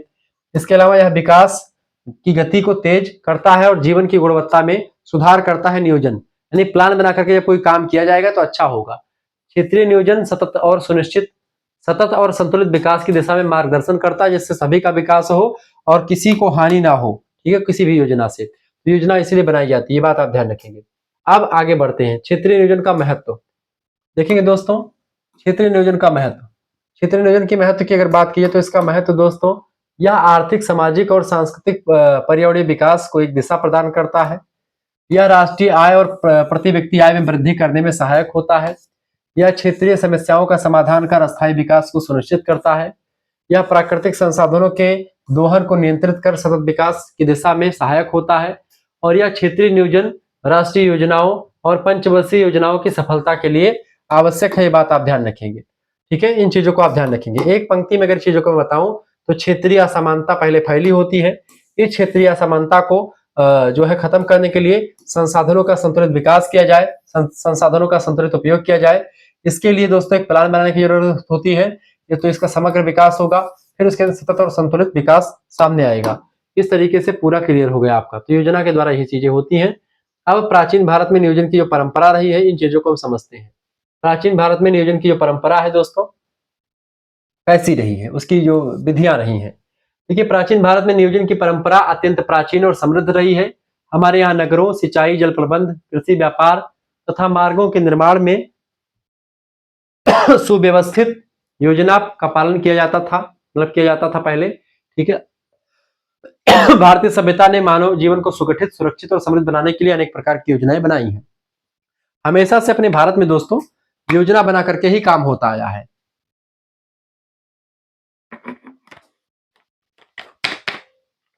ठीक है, तो प्राचीन भारत में नियोजन की जो प्रमुख विशेषताएं हैं उनको समझ लेंगे तो क्लियर हो जाएगा। पहली विशेषता, प्राचीन भारत में नियोजन यानी कि योजना की प्रमुख विशेषता, योजना बनाने की, किसी चीज को लागू करने की। प्राकृतिक संसाधनों का संतुलित उपयोग, भूमि, जल, वन, खनिज आदि का योजनाबद्ध एवं संतुलित उपयोग किया जाता था पहले। दूसरी बात, नगरों का सुव्यवस्थित निर्माण था। नगरों में योजनाबद्ध ढंग से बसाया जाता था, जिनमें सड़कों, जल निकासी, आवास और सार्वजनिक स्थलों की व्यवस्था होती थी। आप सिंधु घाटी सभ्यता की सड़कें देख लीजिए, समकोण पर काटती हैं, सड़कों के किनारे नालियां ढकी हुई बनी हुई है, तो ये सब योजना को दिखाता है। तीसरा, जल प्रबंधन की उन्नत व्यवस्था, तालाब, बांध, कुएं, नहरें और जलाशयों का निर्माण कर जल का संरक्षण और उपयोग किया जाता था पहले। कृषि और सिंचाई व्यवस्था की अगर बात की जाए तो कृषि के लिए उपयुक्त भूमि का चयन होता था। फसल चक्र, बीज चयन और सिंचाई की योजनाएं भी बनाई जाती थी प्राचीन काल में। अगली विशेषता, पांचवी विशेषता है प्राचीन काल में नियोजन की, व्यापार और परिवहन का विकास। व्यापार मार्गों का विकास होता था, वहां पर सराय और मतलब सराय माने होता है जैसे जो इलाका, जो रोड व्यापार के लिए जाता था उसके किनारे किनारे जलाशय का निर्माण, बैठने के लिए छांव, पेड़ के लिए मतलब कि पेड़ बना लगाए थे ताकि छांव रहे। मंडी जहां पर सब चीजें इकट्ठा बिकती हैं, बंदरगाह जहां पर जहाजें रुकती थी, और गोदामों का निर्माण योजनाबद्ध ढंग से किया जाता था पहले भी। सामाजिक और प्रशासनिक व्यवस्था जो थी प्राचीन भारत में, प्रजा की आवश्यकताओं को ध्यान में रख करके व्यवस्था होती थी। सुरक्षा व्यवस्था और न्याय व्यवस्था की योजनाएं बनाई जाती थी, प्लान होता था, फिर किया जाता था। स्थापित और सततता का ध्यान, सततता का ध्यान यानी योजनाएं दीर्घकालिक होती थी, लंबे समय की योजना बनाई जाती थी जिनसे सतत विकास और समाज का कल्याण सुनिश्चित होता था। प्रकृति को बिना नुकसान पहुंचाए ही विकास किया जाता था। प्राचीन भारत की ये सारी विशेषताएं हैं। विज्ञान और तकनीक का उपयोग भी होता था। निर्माण कार्यों, जल प्रबंधन, कृषि, वास्तुकला आदि में उस समय के विज्ञान और तकनीकी का भरपूर उपयोग होता था। ठीक है, पानी कब बरसेगा कब नहीं बरसेगा इसके आधार पर ही फसलें बोई जाती थी। ये सब चीजें उस समय थी। प्राचीन भारत में प्रमुख नगर नियोजन के जो कुछ उदाहरण है मैं आपको समझाने का प्रयास करता हूँ। पहला आपको मिलता है दोस्तों नगर नियोजन का उदाहरण सिंधु घाटी की सभ्यता में। सिंधु घाटी के जो नगर हैं दोस्तों इतने व्यवस्थित और वैज्ञानिक बसाए गए थे, लगता है कि नियोजन की परंपरा से ही बसाए गए हैं। जैसे हड़प्पा, मोहनजोदाड़ो, कालीबंगा, धौलावीरा, ये ऐसे क्षेत्र हैं जिनमें एक प्रकार से ऐसा लगता है कि ये सब एकदम से व्यवस्थित बसाए गए हैं। बहुत ही योजनाबद्ध ढंग से बसाए गए शहर है ये तीनों चारों। सड़कें सीधी हैं, एक दूसरे को समकोण पर काटते नहीं, सीधी सीधी सड़कें। समकोण मतलब कि चौराहा है तो यहाँ पर चौराहा सीधा सीधा जाएगा, ऐसे चढ़ो बढ़ो चौराहा नहीं हो जाएगा, इस तरीके से नहीं है सड़क, एकदम सीधी सी समकोण पर 90 डिग्री पर काटती हैं। ठीक है, नालियां भी सड़कों किनारे बनी हुई है और ढकी हुई है। दूसरा आता है वैदिक काल, सिंधु घाटी सभ्यता के बाद में सभाओं और समितियों की व्यवस्था, यज्ञ स्थलों का निर्माण, गौशालाएं और जल स्रोतों का प्रबंधन भी आप देखते वैदिक पीरियड में खूब होता आया है। साथ ही साथ में यहाँ पर भी नगर नियोजन और हर एक चीज गौशाला वगैरह के लिए व्यवस्थित बढ़िया तरीके से व्यवस्था थी और घर बनाने के पूरे नियम कायदे वास्तुशास्त्र भी काम करता था। ग्राम और जनपदों का संगठित नियोजन भी यहाँ पर दिखाई पड़ता है। इस तरीके से आप चित्र देख सकते हैं। तीसरा समय आता है मौर्य काल के नगर। देखिए पाटलिपुत्र, तक्षशिला, उज्जैन जैसे नगरों का नियोजन अत्यंत उन्नत था। यूनिवर्सिटीज के विश्वविद्यालय या मतलब विश्वविद्यालय की लाइब्रेरी सब कुछ आप देखिए कितनी बेटर तरीके से बनती थी। नगरों में सुरक्षा व्यवस्था, सड़कों, बाजारों और जल निकासी की उत्तम व्यवस्था आपको दिखाई पड़ती है मौर्य काल के नगरों में। फिर आता दोस्तों आधुनिक मतलब गुप्त काल के नगर। गुप्त काल में दोस्तों धार्मिक, सांस्कृतिक और व्यापारिक दृष्टि से नगरों का विकास हुआ। नगरों में उद्यान यानी बगीचे, मंदिर, विद्यालय और जलाशयों की सुंदर व्यवस्था मिलती है। ये आप देख सकते हैं यहाँ पर। इस तरीके से गुप्त काल में भी बढ़िया तरीके से नगर नियोजन रहा, मौर्य काल में भी रहा, वैदिक काल में भी थोड़ा सा रहा, ठीक है, और सिंधु घाटी सभ्यता में भी रहा। यानी कि नगर नियोजन प्राचीन भारत में एक आम प्रक्रिया थी, पहले से ही होती आई है। कुछ प्राचीन प्रमुख सभ्यता और उनकी नियोजन परंपरा की अगर बात की तो आप यहाँ पर एक चार्ट और देख सकते हैं। जैसे सभ्यता काल, सिंधु घाटी सभ्यता 2500 ईसा पूर्व से लेकर के 1750 ईसा पूर्व तक आप देखेंगे तो यहाँ पर योजनाबद्ध नगर बनते थे, सीधी सड़कें होती थी, जल निकासी की व्यवस्था थी, स्नानागार थे, अनाज भंडार था, कुएं वगैरह सब कुछ थे। जैसे हड़प्पा, मोहनजोदाड़ो, कालीबंगा, धौलावीरा, ठीक है। वैदिक काल 1500 ईसा पूर्व से लेकर के 600 ईसा पूर्व तक का समय। ग्राम व्यवस्था, सभा और समिति का बात की जाती थी, यज्ञ स्थल बनते थे बढ़िया तरीके से, गौशालाएं होती थी और जल स्रोत का निर्माण भी यहाँ पर किया गया। कुरु पंचाल के नगर जो है, जनपदों का नियोजन, ये सब आपको दिखाई पड़ता है। मौर्य काल आता है 322 ईसा पूर्व से लेकर के 185 ईसा पूर्व तक का। पाटलिपुत्र जैसे नगरों का सुव्यवस्थित नियोजन हुआ, सड़कें, बाजार, सुरक्षा, जल निकासी की व्यवस्था खूब अच्छे ढंग से की गई। पाटलिपुत्र, तक्षशिला, उज्जैन, वाराणसी, ये सब नगर आप देखेंगे एकदम से जो है जैसे हर एक शहर एक नदी किनारे स्थित है और एक बढ़िया रमणीक स्थल आपको दिखाई पड़ता है। गुप्त काल में आप देखेंगे नगर नियोजन 320 ईस्वी से लेकर के 550 ईस्वी तक का समय काल।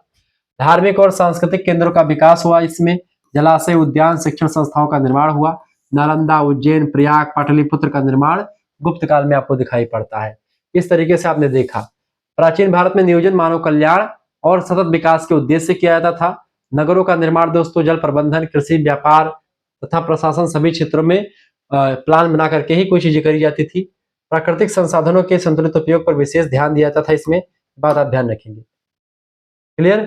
अब प्राचीन भारत में अगर देखा जाए तो प्राचीन भारत में नियोजन की जो परंपरा रही है, योजनाबद्ध नगर होते थे, जल प्रबंधन की अच्छी व्यवस्था थी, कृषि का विकास हुआ, व्यापार मार्ग बने बहुत सारे, सामाजिक कल्याण के लिए भी तमाम सारे काम किए गए। ये सब योजनाबद्ध तरीके से ही हुआ है। अगला देखते हैं प्राचीन भारत में नियोजन की जो पद्धतियां रही वो कौन कौन सी रही दोस्तों। प्राचीन भारत में नियोजन की पद्धतियां अत्यंत संगठित और दूरदर्शी थी। कौटिल्य के अर्थशास्त्र, वैदिक साहित्य और अन्य ग्रंथों में राज्य, समाज, अर्थव्यवस्था तथा संसाधनों के नियोजन के विस्तृत वर्णन मिलते हैं। इन पद्धतियों का उद्देश्य था समृद्ध और सुव्यवस्थित राज्य की स्थापना और जनता का कल्याण किया जाए। दोस्तों एक चीज यहाँ पर और ध्यान रखेंगे, प्राचीन भारत की नियोजन पद्धतियों के प्रमुख आयाम। पहला आयाम है दोस्तों कौटिल्य का अर्थशास्त्र, यानी कौटिल्य यानी चाणक्य ने अर्थशास्त्र में राज्य के नियोजन का विस्तृत वर्णन किया हुआ है। इसमें प्रशासन, अर्थव्यवस्था, कृषि, व्यापार, कर व्यवस्था, सैन्य व्यवस्था, नगर नियोजन आदि का उल्लेख किया गया है। लक्ष्य में राज्य की सुरक्षा, समृद्धि और जन कल्याण की बात कौटिल्य के अर्थशास्त्र में करी गई। तो यानी कि पद्धतियां बिल्कुल ठीक है, उसमें कोई दो राय नहीं है। राज्य और आर्थिक नियोजन की बात भी आपको दिखाई पड़ती है। राज्य को एक संगठित इकाई मानते हुए संसाधनों का सही उपयोग सुनिश्चित किया जाता था। पहले कर प्रणाली भी थी, आय और व्यय का नियोजन किया जाता था, आर्थिक गतिविधियों पर राज्य का नियंत्रण रहता था, कोष, धनागार, भंडार गृह आदि की व्यवस्था एकदम से प्लान से की गई थी। ठीक है। वहीं पर आप देखते हैं जो है कृषि और सिंचाई की व्यवस्था की अगर बात की जाए तो कृषि को राज्य की समृद्धि का आधार माना गया। सिंचाई के लिए नहरें, तालाब, कुएं, बांध ये सब बनवाए जाते थे। इसके साथ साथ दोस्तों भूमि का वर्गीकरण और माप कर उपयुक्त फसल की चयन की व्यवस्था भी थी। यानी कि भूमि का वर्गीकरण कैसे करना, बंटवारा कैसे करना है, उसको माप करके जो है फसल कैसे बोई जानी है, कितने बीघे में कितना क्या बोया जाएगा, सब कुछ इसमें आपको मिलता है। यानी पूरा प्रबंधन है, पूरा मैनेजमेंट के तहत पूरा उसके तहत होता था। ठीक है, ये सब बात ध्यान रखिएगा। कृषि उत्पादन बढ़ाने के लिए बीज, हल, पशु आदि की उपलब्धता सुनिश्चित की जाती थी उस समय। ठीक है, ये सब चीजें ध्यान रखेंगे। इसके अलावा अगर बात की जाए अगली विशेषता था नगरों का नियोजन। लेकिन नगरों का नियोजन जो था दोस्तों, नगरों के निर्माण के लिए उचित स्थल चयन किया जाता था, ये कहाँ पर बनाई जानी है। सड़कों की जालीनुमा योजना थी, जल निकासी, प्रकाश व्यवस्था, सुरक्षा व्यवस्था आदि का ध्यान रखा जाता था। नगरों को विभिन्न विभागों में बांटा गया था, जैसे प्रशासनिक विभाग, व्यापारिक, आवासीय, धार्मिक और औद्योगिक क्षेत्र। अलग अलग क्षेत्रों को इसमें बांटा गया। प्राचीन भारतीय नगरों के उदाहरण में जैसे पाटलिपुत्र, तक्षशिला, उज्जैनी, वाराणसी, ये सब जो है सामने आते हैं। नगरों का भी नियोजन बढ़िया तरीके से किया गया था। ग्राम व्यवस्था की अगर बात करें तो यह भी एक आयाम है क्षेत्रीय नियोजन का। ग्राम को आर्थिक इकाई माना जाता था प्राचीन समय में। ग्राम में कृषि, पशुपालन, कुटीर उद्योग और व्यापार की व्यवस्था होती थी। ग्राम प्रमुख यानी ग्रामणी होता था और ग्राम पंचायत व्यवस्था के माध्यम से शासन चलता था। ग्राम की आवश्यकताओं की पूर्ति स्थानीय स्तर पर होती थी। ठीक है, ये चीजें ध्यान रखेंगे। संसाधन प्रबंधन की अगर बात करें दोस्तों, तो जल, वन, खनिज, भूमि, इन सभी का प्राकृतिक संसाधनों का विज्ञान पूर्वक उपयोग किया जाता था और सही ढंग से उपयोग होता था। वनों की रक्षा, खनिजों का दोहन, जल का संरक्षण करना, ये सब विशेष ध्यान देकर के किया जाता था। राज्य के द्वारा संसाधनों का सर्वेक्षण करना, यानी जो भी संसाधन कितने हैं, कितना भविष्य के लिए बचे हुए हैं इनका, ये सब भी, तो इनके संरक्षण पर ध्यान दिया जाता था बाकायदा से। ठीक है, और अगला जो है आपका परिवहन और व्यापार के लिए काम किया गया। आंतरिक और बाह्य व्यापार को बढ़ावा दिया जाता था। सड़कों, घाट जो होते थे नदी किनारे, बंदरगाह जो जहां पर पानी की जहाजें रुकती थी वो इलाका, नौका यानी कि जो नाव होती थी जिससे व्यापार होता था बंदरगाहों के माध्यम से, उसकी व्यवस्था भी दी जाती थी। ये सब चीजें थी। व्यापारिक मार्गों पर सुरक्षा और विश्राम गृह यानी धर्मशाला भी जो व्यापारी लोग होते थे उनके लिए बनाई जाती ताकि वो व्यापार कर सके, व्यापार में रास्ते में आराम कर सके। नाप तोल की शुद्धता और व्यापार में ईमानदारी सुनिश्चित की जाती थी। पहले के प्रदेश नियोजन की जो पद्धतियां थी कुछ इस तरीके से थी। कौटिल्य के चाणक्य के अर्थशास्त्र में आप देखेंगे मौर्य काल के प्रसिद्ध राजनीतिक अर्थशास्त्री दार्शनिक रहे हैं और इन्होंने आप देखते हैं बहुत काम किया है, बहुत सारी चीजें बताई हैं। इनकी रचना अर्थशास्त्र दोस्तों 15 अध्याय 150 विषयों से जो है बताई गई, उसमें सब कुछ लिखा हुआ है। क्लियर, ये बात आप ध्यान रखेंगे। आगे बढ़ते हुए चीजों को जानने का प्रयास करते हैं।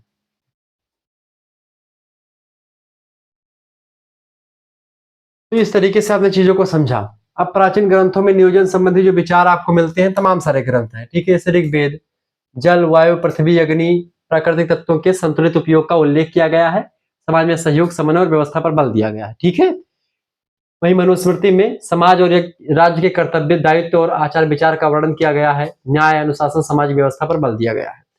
वहीं पर महाभारत में नियोजन के बारे में अगर बात किया है, नियोजन संबंधी विचार तो क्या है, शांति पर्व में राज्य संचालन को लेकर के बात बताई गई है। नीति, प्रशासन, कृषि, व्यापार आदि पर विस्तृत चर्चा है। लोक कल्याण और धर्म के आधार पर नियोजन की बात करी गई है। अन्य ग्रंथों में बौद्ध साहित्य, जैन साहित्य और काम सूत्र आदि में भी नगर नियोजन, समाज व्यवस्था और आर्थिक गतिविधियों का वर्णन मिलता है। ठीक है, इस तरीके से तमाम सारी चीजें हैं। संक्षेप में कह सकते हैं कि प्राचीन भारत में नियोजन पद्धतियां अत्यंत संगठित, व्यवहारिक और दूरदर्शी थी। राज्य, समाज, अर्थव्यवस्था, संसाधनों एवं पर्यावरण के संतुलित विकास हेतु वैज्ञानिक दृष्टिकोण अपनाया गया था, जिसका उद्देश्य समृद्ध, सुरक्षित और सुखी समाज की स्थापना करना था। यानी न केवल वर्तमान में बल्कि प्राचीन भारत में भी जो क्षेत्रीय नियोजन है उसकी परंपरा रही है। क्षेत्रीय नियोजन की आवश्यकता तो मैं आपको बता ही चुका हूं, लेकिन भारत में क्षेत्रीय नियोजन की क्या आवश्यकता रही इसको समझते हैं। देखिए, भारत एक विशाल और विविधताओं से युक्त देश है, जहां प्राकृतिक, सामाजिक, आर्थिक तथा सांस्कृतिक विविधताएं पाई जाती हैं। इन विविधताओं की वजह से विभिन्न क्षेत्रों की विकास की गति समान नहीं होती है। अलग अलग क्षेत्रों की विकास की जो स्पीड होती है, गति होती है, वो अलग अलग होती है। ठीक है, और कुछ क्षेत्र तीव्र गति से विकसित हुए हैं जबकि कुछ क्षेत्र आज भी पिछड़े हुए हैं, उनका विकास धीमे हो रहा है। इस असमान विकास को दूर करने के लिए ही क्षेत्रीय नियोजन की आवश्यकता पड़ती है। समग्र और संतुलित विकास के लिए क्षेत्रीय नियोजन की आवश्यकता होती है। आइए हम समझते हैं और कौन कौन सी आवश्यकताएं हैं इसकी। तो यहां पर आप देखेंगे एक तराजू है, जैसे विकसित और पिछड़ा वर्ग को और ऊंचा उठाया जाए और विकसित को मतलब कि पिछड़े वर्ग को थोड़ा सा और पुश किया जाए ताकि वो और आगे बढ़े। अब देखिए यहाँ पर पलड़ा जो है विकसित का भारी है और पिछड़े वर्ग का कम है, तो इसको इस तुला को बराबर किया जाए ताकि पिछड़ा और विकसित दोनों बराबर हो जाए। पहला आवश्यकता दोस्तों, आवश्यकता का पहला कारण क्या है इसको समझते हैं। क्षेत्रीय नियोजन की आवश्यकता के प्रमुख कारण, पहला है क्षेत्रीय असमानताओं को कम करने। देखिए, भारत के विभिन्न राज्यों और क्षेत्रों में विकास की गति समान नहीं है। कुछ क्षेत्र अत्यधिक विकसित है जबकि कुछ क्षेत्र बहुत ही पिछड़े, जैसे कि बंबई, दिल्ली, ये सब आगे हैं। लेकिन वहीं पर बिहार के इलाके, उत्तर प्रदेश के इलाके बहुत पिछड़े हुए हैं कुछ इलाकों के। झारखंड आप चले जाएं, ठीक है, तो ऐसे ही। दूसरी बात, प्राकृतिक संसाधनों का असमान वितरण है। प्राकृतिक संसाधन जैसे खनिज, जल, वन, भूमि आदि का वितरण सभी क्षेत्रों में समान नहीं है।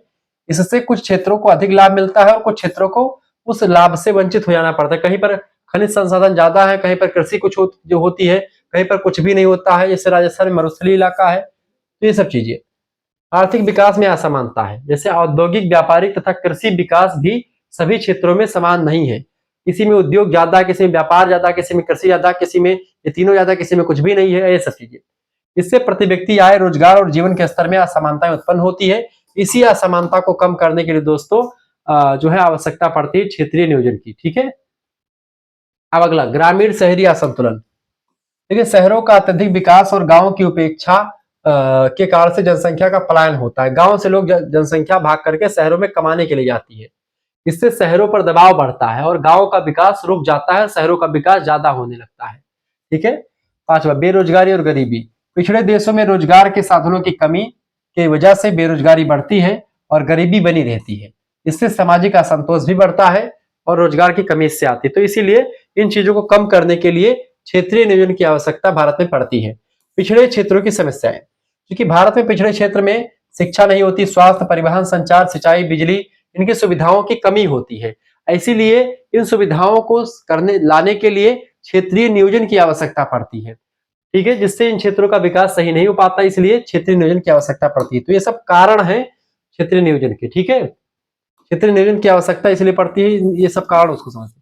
पर्यावरणीय समस्याएं, अनियोजित औद्योगिकरण, वनों की कटाई, जल प्रदूषण, वायु प्रदूषण, मृदा अपरदन, ये सारी समस्याएं क्षेत्रीय स्तर पर गंभीर रूप धारण कर रही हैं।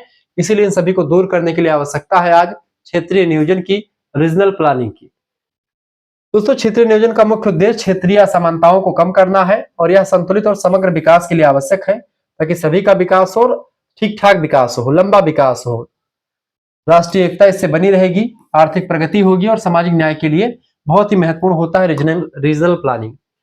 अब क्षेत्रीय नियोजन के प्रमुख उद्देश्य और इसके महत्व की अगर बात की जाए तो क्षेत्रीय नियोजन का मुख्य उद्देश्य विभिन्न क्षेत्रों के संतुलित और सतत विकास को सुनिश्चित करना होता है, ताकि सभी क्षेत्रों में सुख, समृद्धि और समान अवसर उपलब्ध हो सके। हेडिंग डालेंगे, क्षेत्रीय नियोजन के प्रमुख उद्देश्य और महत्व। पहला उद्देश्य है दोस्तों या महत्व है संतुलित क्षेत्रीय विकास, देखिए सभी क्षेत्रों का समान रूप से विकास हो, किसी क्षेत्र का अत्यधिक और किसी क्षेत्र का अल्प विकास ना हो। यहाँ पर तुला देखें, उसी क्षेत्र का जो वहां पर कारण था, उसी कारण का परिणाम देखिए, मतलब समाधान कैसे होगा। दोनों तुला बराबर कर दीजिए, चाहे गांव हो चाहे शहर हो, दोनों में विकास की गति बराबर की जाए। दूसरी बात, संसाधनों का उचित वितरण, यानी प्राकृतिक, मानवीय और आर्थिक संसाधनों का सही सभी क्षेत्रों में न्यायपूर्ण और उचित वितरण किया जाए सरकार के द्वारा, तब ये खाई खत्म होगी। तीसरी बात, आर्थिक विकास, उद्योग, कृषि, व्यापार और सेवा क्षेत्रों का विकास करके राष्ट्रीय आय में वृद्धि की जाए और रोजगार दर में इससे बढ़ोतरी होगी, जाहिर सी बात है। चौथा है, सामाजिक समानता लानी चाहिए, सभी वर्गों, जातियों, लिंगों, यानी कि महिला पुरुष, कोई समुदाय का हो, चाहे मुसलमान हो, हिंदू हो, कोई जाति का हो, किसी भी वर्ग का हो, सभी को समान अवसर और सुविधाएं प्रदान की जाए, ठीक है। पांचवा है, रोजगार और आय में वृद्धि, विभिन्न क्षेत्रों में रोजगार के अवसर बढ़ा करके लोगों की आय में वृद्धि की जाए। इसके साथ साथ दोस्तों, इसके साथ साथ ग्रामीण और पिछड़े क्षेत्रों का विकास किया जाए, यानी ग्रामीण, आदिवासी, पर्वतीय और अन्य पिछड़े क्षेत्रों का विशेष ध्यान रख करके उनका समग्र विकास किया जाए, ठीक है। सातवीं बात है दोस्तों, नगरीकरण का संतुलन, नियंत्रित और योजनाबद्ध नगरीकरण के द्वारा शहरों पर बढ़ते दबाव को कम करना और छोटे एवं मध्यम नगरों का विकास करना इसका उद्देश्य रहा है, ठीक है, यह महत्व रहा है। अगला दोस्तों, पर्यावरण का संरक्षण, प्राकृतिक संसाधनों का संरक्षण, प्रदूषण नियंत्रण और वनों की सुरक्षा करना, जैव विविधता को, यानी कि जो बायोडाइवर्सिटी है उसको बनाए रखना, ये सब भी उद्देश्य और महत्व रहता है क्षेत्रीय नियोजन का। राष्ट्रीय एकता और का समग्र विकास करना और समग्र विकास, यानी क्षेत्रीय असमानताओं को कम करके राष्ट्रीय एकता, अखंडता और समग्र यानी सतत विकास को बढ़ावा देना, ये भी इसका उद्देश्य और महत्व होता है। याद रखें दोस्तों कि क्षेत्रीय नियोजन का लक्ष्य संतुलित विकास, समान अवसर और सतत समृद्धि, यानी हमेशा बढ़ता रहे, सतत समृद्धि होती रहे। सभी क्षेत्रों का विकास ही देश के समग्र और स्थायी विकास की कुंजी होता है। एक देश का, एक क्षेत्र का विकास हो गया देश में, दूसरे क्षेत्र का विकास नहीं हुआ, इससे दोस्तों एक वैमनस्यता फैलती है, ठीक है, देश दो टुकड़ों में बंटने की संभावना हो जाती है। इसलिए जरूरी है सभी क्षेत्रों का सही से विकास हो। क्लियर? ये सब चीजों को समझिए। अब प्रदेश विकास और क्षेत्रीय नियोजन का पारस्परिक संबंध को देखने का प्रयास करते हैं।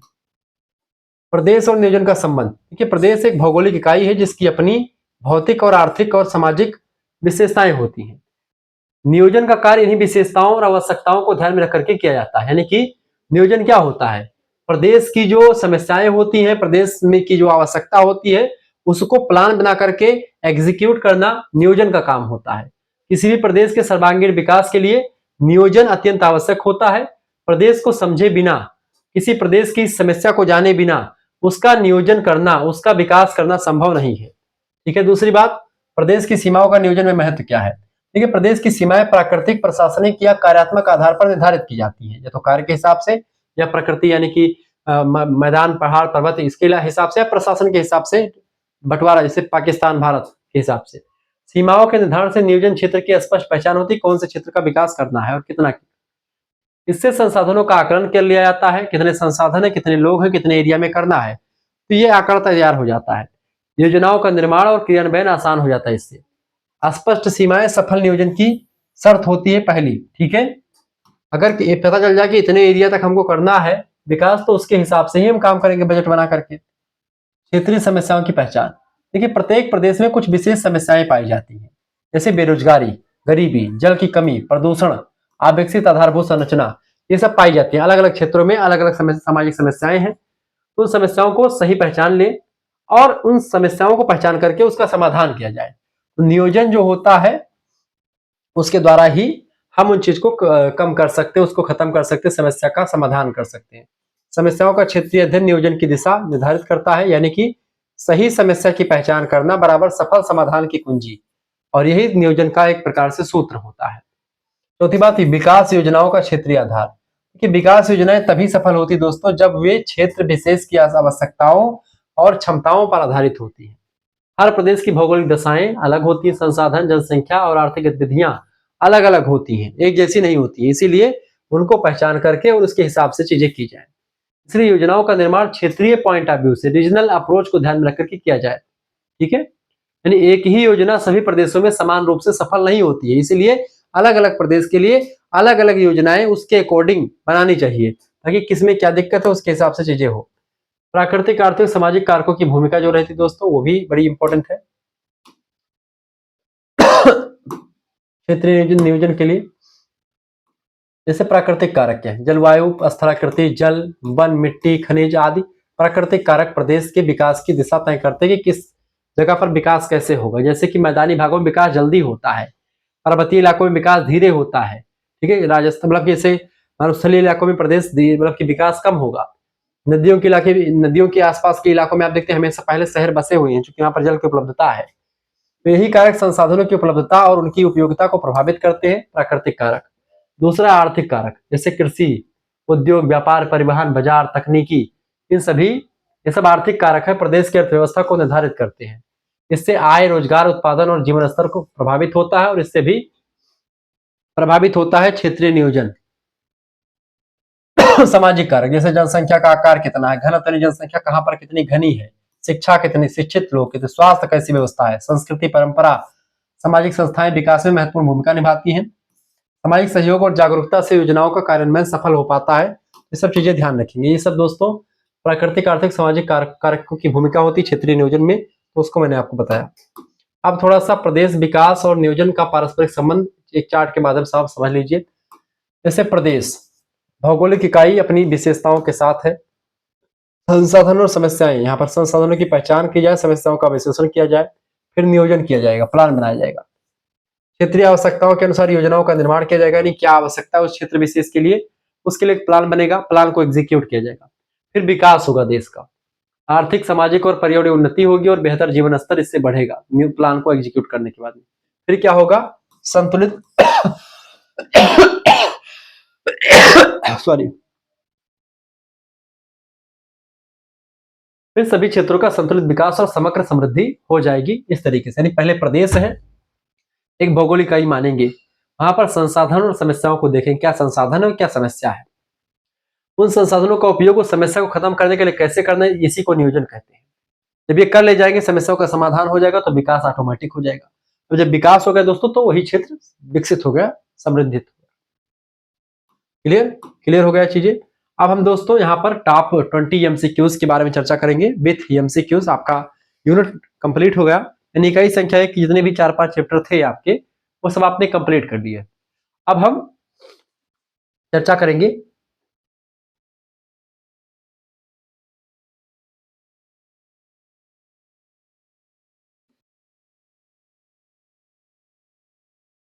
दोस्तों, हम टॉप 20 एमसीक्यू चर्चा करेंगे क्षेत्रीय नियोजन के बारे में और विस्तार से जानेंगे। तो सबसे पहला प्रश्न आप देखेंगे, पहला प्रश्न आपके स्क्रीन पर आ चुका है। यहाँ पर क्या है दोस्तों, पहला प्रश्न आप सभी लोग देखने का प्रयास करेंगे। वीडियो को लाइक कर दीजिएगा, चैनल पर अगर नए हैं तो प्लीज चैनल को सब्सक्राइब भी कर दीजिएगा, क्योंकि इसी प्रकार से इंफॉर्मेटिव वीडियो मैं लगातार आपके लिए लाता रहता हूँ। ठीक है, चलें। पहला प्रश्न आप सभी लोग देखें, स्क्रीन पर आपको दिख रहा होगा। क्या है भैया, पहला क्वेश्चन आप सभी लोग देखने का प्रयास करेंगे।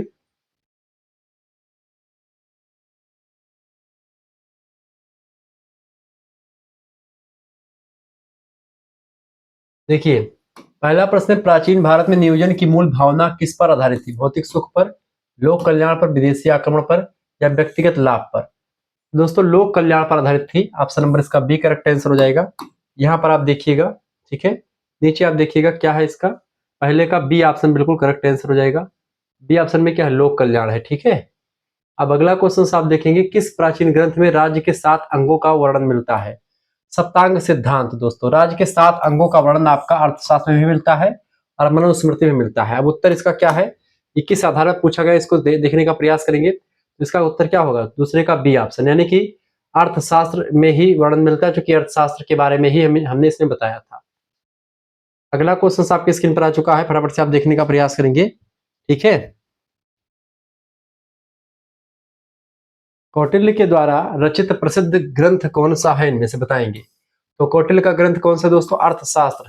ठीक है, कौटिल्य का उपनाम था विष्णुगुप्त, और चाणक्य भी इन्हीं को कहते हैं। अर्थशास्त्र में योगक्षेम शब्द का क्या अर्थ है? योगक्षेम का दोस्तों अर्थ होता है क्या, सुरक्षा एवं समृद्धि। ऑप्शन नंबर इसका बी करेक्ट आंसर हो जाएगा। पांचवा क्वेश्चन से, प्राचीन भारत में कृषि नियोजन, यानी कि कृषि को अच्छे तरीके से आगे बढ़ाने के लिए एक प्लान बनाया जाता है, उसी को कृषि नियोजन कहते हैं। इसका मुख्य उद्देश्य क्या है? अधिक कर वसूली, शाही ठाट बाट, युद्ध की तैयारी, या खाद्यान्न में आत्मनिर्भरता? बी ऑप्शन इसका करेक्ट आंसर हो जाएगा, खाद्यान्न में निर्भरता। ठीक है, छठा प्रश्न है, जल प्रबंधन के लिए किस सभ्यता की नगर योजना प्रसिद्ध है? जल प्रबंधन के लिए दोस्तों जो सबसे प्रसिद्ध है वो हड़प्पा सभ्यता प्रसिद्ध है, क्योंकि जल निकासी की बेटर व्यवस्था थी। यहाँ पर सड़कें एक दूसरे को समकोण पर काटती थी, नालियां ढकी हुई होती थी, और पक्की ईंटों से घर यहाँ पर बनाए जाते थे। अगला सातवां प्रश्न है, हड़प्पा नगरों की एक विशेषता क्या थी? चौड़ी सड़कें और निकासी की व्यवस्था। बिल्कुल राइट आंसर आपका यही बी वाला हो जाएगा, सातवें का भी बी ऑप्शन करेक्ट आंसर हो जाएगा। आठवां प्रश्न, प्राचीन भारत में किसी राजा का दायां हाथ कहा जाता था?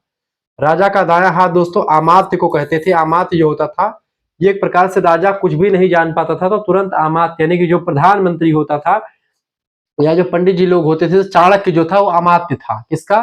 धनानंद के दरबार में रहता था, नंद वंश के राजा थे, उनके दरबार में रहते थे। लेकिन उन्होंने, वो आतताई था और बहुत ही विलासी शासक था, इसीलिए उसने जब चाणक्य से विरोध कर लिया तो चाणक्य जो थे वो चले गए थे, उनकी चोटी खुल गई थी, चाणक्य को शायद जो है ढकेल दिया था, उनका अपमान कर दिया था।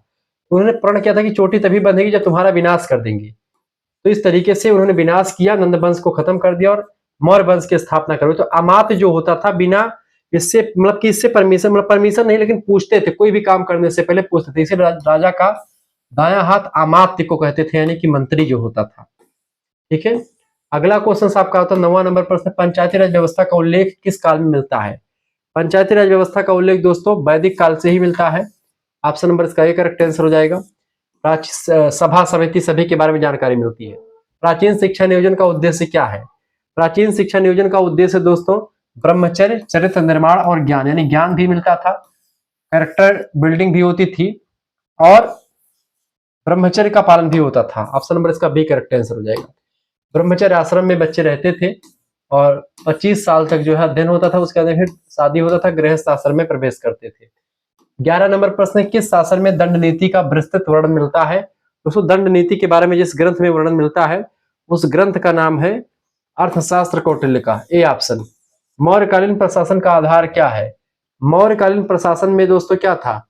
केंद्रीकरण था, कुलीन तंत्र था, सामंतवाद था या जनतंत्र था?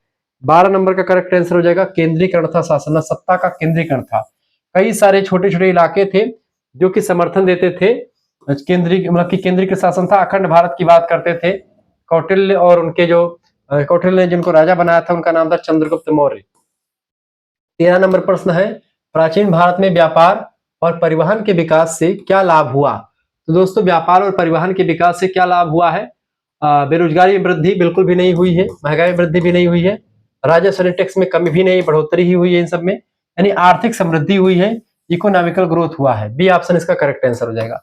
14 नंबर प्रश्न है, गुप्त काल को किस लिए स्वर्णयुग कहते हैं? गुप्त काल को दोस्तों कला और साहित्य के उत्कर्ष के लिए दोस्तों कहा जाता है। ऑप्शन नंबर इसका ए करेक्ट आंसर हो जाएगा। 14 नंबर का भी ए ऑप्शन करेक्ट आंसर हो जाएगा। 15 नंबर क्वेश्चन आप देखेंगे। 15 नंबर क्वेश्चन आपका आ चुका है, प्राचीन भारत में स्वास्थ्य व्यवस्था का मुख्य आधार क्या था? स्वास्थ्य व्यवस्था दोस्तों प्राचीन भारत में योग, आयुर्वेद और स्वच्छता, ये ऑप्शन करेक्ट आंसर हो जाएगा। 16 नंबर, नगरीय नियोजन का उद्देश्य क्या था? केवल आवास निर्माण नहीं, केवल महलों का निर्माण नहीं, विलासिता के वस्तु बनाना नहीं। दोस्तों आप अगर ऑप्शन को पढ़ेंगे ऑटोमेटिक सही ऑप्शन निकल आएगा। 4 ऑप्शन गलत निकाल लीजिए, 3 ऑप्शन 4 में से एक ऑप्शन अपने आप सही निकल जाएगा। सुरक्षित, सुव्यवस्थित और स्वच्छ नगर, ये उद्देश्य था किसका? नगरीय नियोजन का। ठीक है, अगला 17 नंबर प्रश्न आपका आ चुका, कर प्रणाली का मुख्य उद्देश्य क्या था? कर प्रणाली, विलासिता नहीं, सेना का मनोरंजन नहीं, ठीक है, लोक कल्याण और प्रशासन, बिल्कुल राइट आंसर आपका भी होगा। लोक कल्याण और प्रशासन के लिए कर वसूला जाता था। 18 नंबर, प्राचीन भारत में सामाजिक नियोजन किसके आधार पर था? वर्णाश्रम व्यवस्था, बिल्कुल ठीक है। सामाजिक नियोजन कैसा था? जातिवाद, नस्लवाद, दोनों नहीं होगा। भौगोलिक स्थिति के आधार पर या वर्णाश्रम की व्यवस्था? तो वर्णाश्रम के आधार पर ही सामाजिक व्यवस्था फैली हुई थी, क्योंकि इसमें एक श्लोक है, ब्राह्मणों वस्य मुखमासीत बाहुराजन्य कृतः उरु तदस्या पदभ्याम शूद्रो यथा। ब्राह्मण के जो था मुखमंडल से निकला, ब्रह्मा जी के भुजाओं से क्षत्रिय, उरु माने जंघा से शुद्ध, जंघाओं से वैश्य और पैरों से शूद्र की उत्पत्ति हुई। तो उन्हीं के आधार पर ब्राह्मण लोग शिक्षा देते थे, दान वगैरह लेते थे और अध्ययन अध्यापन का कार्य करते थे। क्षत्रिय लोग रक्षा करते थे, भुजा हाथ का काम रक्षा करना होता है। जंघा जो होती है ये एक प्रकार से व्यापार के लिए मानी जाती है, तो जंघा वाला जो से निकले जो यानी वैश्य लोग व्यापार करते हैं और शूद्र लोग जो थे उन तीनों की सेवा किया करते थे। इस तरीके से ये व्यवस्था थी। तो वर्णाश्रम व्यवस्था के आधार पर ही सामाजिक नियोजन था और जो बच्ची व्यवस्था थी, लेकिन बाद में चल करके वर्णाश्रम व्यवस्था जब जाति व्यवस्था में बदली तो यहाँ पर कुछ बुराइयां आ गई। 19 नंबर क्वेश्चन, प्राचीन भारत में धर्म का क्या अर्थ होता है? धर्म का मतलब पूजा पाठ नहीं, युद्ध नहीं, सही आदेश नहीं, कर्तव्य और नैतिक आचरण। धर्म माने होता धारण करना, यानी कि अच्छा करना। जैसे मैं टीचर हूं तो टीचर का कर्तव्य क्या है? पढ़ाना, अध्ययन अध्यापन करना, ये मेरा कर्तव्य है, तो ये मेरा धर्म यहाँ पर हो जाएगा। नैतिक यानी अच्छा आचरण करना। ठीक है। 20 नंबर प्रश्न, प्राचीन भारत में नियोजन की परंपरा की विशेषता क्या रही दोस्तों?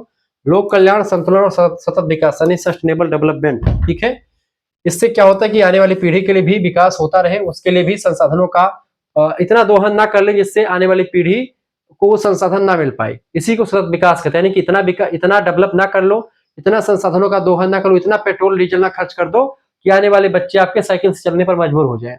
ठीक है, तो सतत विकास हमको यह सिखाता है कि आप उतना ही यूज करें जितना आपकी आवश्यकता के लिए हो, यानी संसाधनों का विवेकपूर्ण तरीके से दोहन करना ताकि आने वाली पीढ़ी भी उसका लाभ उठा सके। इसी को सतत विकास कहते हैं। संतुलन बना रहेगा इससे और जनता का कल्याण भी होगा। इस तरीके से आपने तमाम सारी चीजों को समझा। आंसर शीट नीचे लगी हुई है, हमारे दूसरे चैनल को करिकुलर मास्टर को आप सब्सक्राइब कर लीजिएगा। और इन सभी दोस्तों यूनिट नंबर 1 की पूरी पीडीएफ ही नहीं बल्कि यूनिट नंबर 2, 3, 4, 5 सभी की आपको पीडीएफ मिलेगी। आपको पीडीएफ कैसे प्राप्त करनी है, कोर्स से कैसे ज्वाइन होना है, एसएमएस कीजिए 9984-039-139। इस नंबर पर आप व्हाट्सएप पर एसएमएस करेंगे। क्या एसएमएस करना है?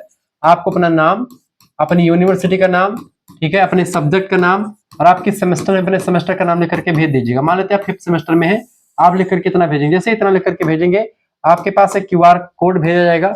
उसी क्यूआर कोड पर दोस्तों आपको मात्र और मात्र 100 रुपए भेज देने हैं। अगर आपको 5th सेमेस्टर का फीस जमा करें तो केवल 5th सेमेस्टर का 100 रुपए फीस है। लेकिन अभी ऑफर चल रहा है, यानी एक सेमेस्टर 5th एंड 6th दोनों सेमेस्टर का एक साथ जो बच्चा फीस जमा करेगा, 5th एंड 6th का एक साथ फीस जमा करने पर आपकी फीस 50 रुपए कम कर दी गई है। यानी कि फिफ्थ सेमेस्टर का फीस 100 रुपए है, तो फिर 6 सेमेस्टर बाद में जुड़ेगी तब भी फीस 100 रुपए ही आपकी लगेगी, तो 200 रुपए आपके ओवरऑल खर्च होंगे।